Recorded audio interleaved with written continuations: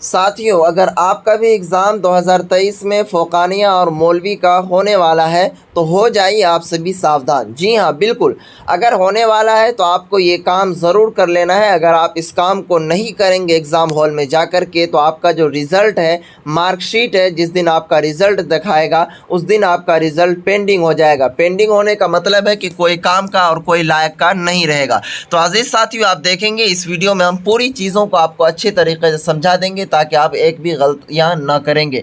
तो अज़ीज़ साथियों, देखेंगे ये मदरसा बोर्ड का जो जब आप जाएंगे एग्ज़ाम हॉल में परीक्षा देने के लिए तो यही सेम कॉपी रहेगा। यह फ्रंट पेज है और इसके अंदर का ये पेज है, ठीक है। तो चलिए अज़ीज़ साथियों, इस वीडियो को हम शुरू करते हैं। देखेंगे क्या चीज़ आपको नहीं करना है जिसकी वजह से आपका रिजल्ट पेंडिंग हो सकता है। तो मैं वीडियो की शुरुआत करूँ आपसे पहले एक छोटा सा गुजारिश, अगर चैनल पर पहली बार विजिट किया तो प्लीज़ चैनल को सब्सक्राइब कर लीजिए और अपने साथियों में इसे ज़रूर शेयर कर दीजिएगा। तो चलिए शुरू करते हैं। देखेंगे अज़ीज़ साथियों, ये मदरसा बोर्ड के जब आप एग्ज़ाम देने के लिए जाएंगे तो ये मदरसा बोर्ड का ऑफिशियल पेपर है, ठीक है। यानी कि आंसर शीट जो आप लिखेंगे यही आप जब जाएंगे एग्ज़ाम हॉल में तो यही सेम हूबहू आपको कॉपी दिया जाएगा। जैसा कि आप यहाँ पर देख रहे होंगे लिखा हुआ है बिहार स्टेट मदरसा एजुकेशन बोर्ड पटना। चाहे आप फ़ौक़ानिया के एग्ज़ाम दें, चाहे वस्तानिया, चाहे मौलवी, सभी का कॉपी सेम इसी तरह रहेगा। अब देखेंगे अज़ीज़ साथियों, सबसे पहला चीज़ आपको क्या करना है, ये तो कॉपी का आपको पहला पेज हो गया। यानी जिस तरह आपको कॉपी मिलेगा तो इसको पहले भरना है। अब इसमें किस तरह से क्या भरना है, कहाँ पर कुछ गलतियां नहीं करना, ये फ्रंट पेज हो गया। और उसके बाद देखेंगे अज़ीज़ साथियों, इसका जो दूसरा पेज जब उल्टाएंगे तो यहाँ पर ये पेज जो है इस टाइप से आपको नज़र आएगा। तो चलिए सबसे पहला चीज़ आप फ्रंट पेज यानी कि पहला जो पेज है उनको आप समझने की कोशिश कीजिए।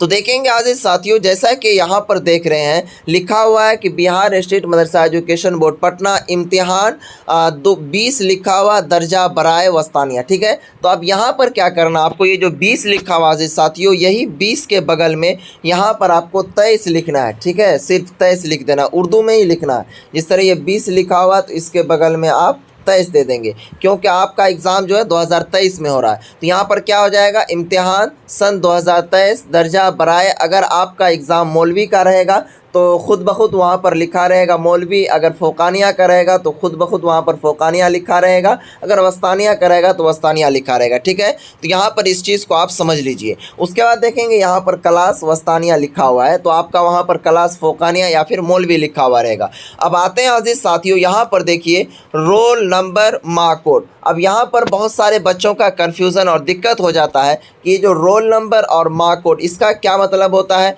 उसके बाद देखेंगे अज़ीज़ साथियों, ये रोल नंबर लफ्ज़ों में इसमें क्या करना है। उसके बाद रजिस्ट्रेशन नंबर माह साल यहाँ क्या करना है। और यहाँ पर देखेंगे सबसे पहला गलती जो बच्चा करते हैं जिसकी वजह से ज़्यादा रिज़ल्ट पेंडिंग होता है, वो यहाँ पर देखेंगे सबसे पहला चीज़ आप यहाँ नज़र दौड़ाइए, ये मज़मून है, इसके नीचे में लिखा हुआ है पर्चा और इसके जस्ट नीचे में लिखा हुआ है तारीख़। तो अब अज़ीज़ साथियों, यहाँ पर जब आप एग्ज़ाम हॉल में जाएंगे तो वहाँ के जो स्टाफ रहते हैं उनको भी तो खुद उर्दू पता ही नहीं रहता है, तो वो आपको बताएंगे क्या। मुस्लिम टीचर्स बहुत कम रहते हैं। तो अब ये पर्चा में वो क्या लिखेंगे, तारीख़ में क्या लिखेंगे, मज़मून में क्या लिखेंगे, ठीक है। तो सबसे पहला चीज़ यहाँ पर बारी बारी से आप समझ लीजिए, क्योंकि ये कॉपी है आपका और यही कॉपी सेम रहेगा। तो सबसे पहला चीज़ देखिए रोल नंबर मार्क कोड। तो आपको मैं एडमिट कार्ड पर ले चलता हूँ और वहाँ से आपको बताने की कोशिश करता हूँ।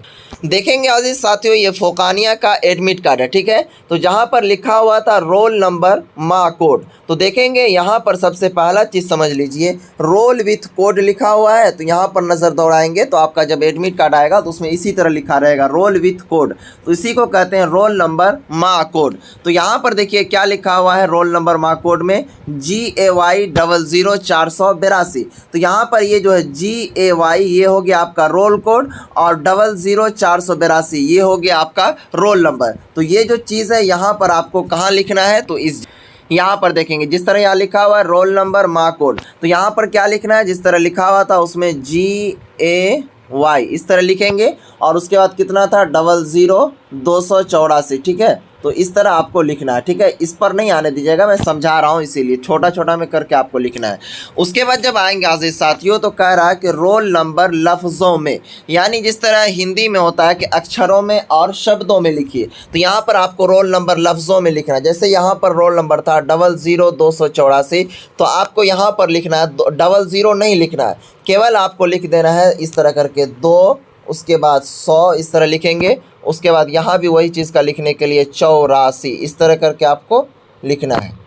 तो ये हो गया रोल नंबर लफ्ज़ों में, और यहाँ पर हो गया रोल नंबर मार्कोड अंकों में, ठीक है। उसके बाद आज़िज़ साथियों जब आप नीचे थोड़ा सा स्क्रॉल करेंगे तो यहाँ पर आता है मज़मून। तो मज़मून का मतलब होता है, प्यारे साथियों आप सभी के एग्ज़ामिनेशन को देखते हुए एल्टू भैया ने 50% डिस्काउंट के साथ आप सभी को मात्र 199 में फ़ोकानी एंड मौलवी का जो न्यू पैटर्न यानी कि न्यू सिलेबस आया है उन पर आधारित, क्योंकि अब ऑब्जेक्टिव एंड सब्जेक्टिव भी रहेगा दोनों, तो उनके लिए केवल मात्र 199 रुपये में नोट्स तैयार कर लिया है। अजीज़ साथियों ये नोट्स आपको एग्ज़ाम में काफ़ी रामबान होगा। अगर आप कुछ भी नहीं जानते हैं फिर भी आप इस नोट्स से याद करके पढ़ करके बेहतर से बेहतर नंबर हासिल कर सकते हैं। अजीज़ साथियों इस नोट्स को प्राप्त करने के लिए ऊपर व्हाट्सएप नंबर दिया हुआ है 9263341119, इस नंबर पर आप व्हाट्सएप करें। अजीज साथियों अभी 50% डिस्काउंट के साथ दिया जा रहा है आप सभी को, तो चलिए इस नोट्स को ज़रूर प्राप्त। अजीज साथियों आपका सब्जेक्ट यानी कि किस दिन आप, जैसे कि मान लीजिए एग्ज़ाम देने के लिए जा रहे हैं तो आपका कौन सा सब्जेक्ट का आपको आज एग्ज़ाम देना है। तो जैसे फर्स्ट दिन आप जब जाएंगे तो यहाँ पर कौन सा सब्जेक्ट होगा, तो दीनियात, ठीक है। तो अब दीनियात में भी आपका 2 दीनियात है, एक दीनियात अव्वल और एक दीनियात दोम। तो फ़ोकानिया में भी 2 दीनियात है और क्या कहते हैं मौलवी में भी आपको 2 दीनियात का एग्ज़ाम देना है। तो यहाँ पर मजमून में आपको डायरेक्टली क्या लिखना है, दीनियात अव्वल। फर्स्ट दिन एग्ज़ाम जब देंगे तो यहाँ पर इस तरह करके आप लिखेंगे दीनियात अव्वल, ठीक है। यहाँ पर आप पूरा में मत लिख दीजिएगा, मैं समझा रहा हूँ इसी तरह से, ठीक है। उसके बाद आज़िज़ साथियों आ जाइए उसके नीचे में जस्ट देखिए मजमून के जस्ट नीचे में लिखा हुआ पर्चा। तो पर्चा का मतलब वहाँ पर जो क्या कहते हैं एग्ज़ाम हॉल के अंदर रहते हैं उनको पता ही नहीं रहता है। तो पर्चा उसे कहते हैं आज़िज़ साथियों कि ये जो आप कौन सा पर्चा दे रहे हैं, फर्स्ट पेपर दे रहे हैं, सेकेंड पेपर, क्योंकि जिस तरह अगर आप फ़ोकानिया का एग्ज़ाम देंगे तो उसमें टोटल 10 क्वेश्चन आएगा, ठीक है। यानी कि 10 सब्जेक्ट है तो 10 को क्वेश्चन देगा ना आपको। मान लीजिए आज दीनियात का पेपर हुआ, उसके बाद कल आप देंगे दीनियात सेकेंड सिटिंग में दीनियात 2 का देंगे, उसके बाद दूसरा दिन आएंगे तो थर्ड पेपर।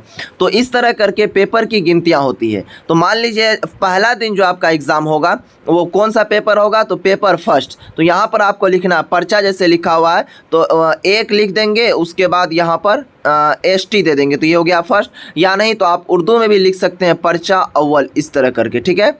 ये हो गया। उसके बाद आज़िज़ साथियों नीचे तारीख़ है, तो आपका जिस तारीख से एग्ज़ाम होगा यहाँ पर डेट वो मेंशन कर देंगे, ठीक है। तो यहाँ पर इस चीज़ को आप समझ लिए।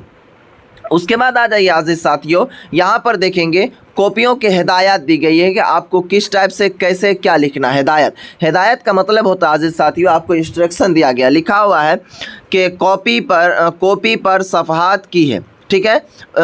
कॉपी जो है 12 सफ़हात के यानी कि 12 टोटल पेज रहेंगे आपको कॉपी में। हो सकता है कि फ़ोकानी मौलवी में ज़्यादा रहे, फ़ोकानिया में ज़्यादा, तो सारा इंस्ट्रक्शन यहाँ लिखा रहेगा। उसके बाद आज़िज़ साथियों अपना नाम मदरसा का नाम हरगिज़ ना लिखें। कॉपियों के अंदर ना तो आपको अपना नाम लिखना है ना मदरसा का नाम, जितना चीज़ कहा गया इसमें वही चीज़ को लिखना है। उसके बाद देखेंगे आज़िज़ साथियों जवाबात के नंबर, ये आपके लिए नहीं है, ये केवल और केवल जो कॉपियों की जाँच करेगी आपका। जैसे कि मान लीजिए आप कॉपी जिस तरह लिख देते हैं उनको जमा कर देते हैं, फिर किसके पास जब एग्ज़ाम समाप्त हो जाता है तो वो आपका यहाँ पर नंबर बैठाएगा उस हिसाब से। उसके बाद देखेंगे आज़िज़ साथियों ये तो पूरा चीज़ आप समझ लिए। उसके बाद देखेंगे इसी तरह आपको रोज़ाना इसमें करना है। उसके बाद जिस तरह मान लीजिए फर्स्ट सिटिंग का एग्ज़ाम समाप्त हो गया तो यहाँ पर्चा में सबसे ज़्यादा कंडीशन होता है।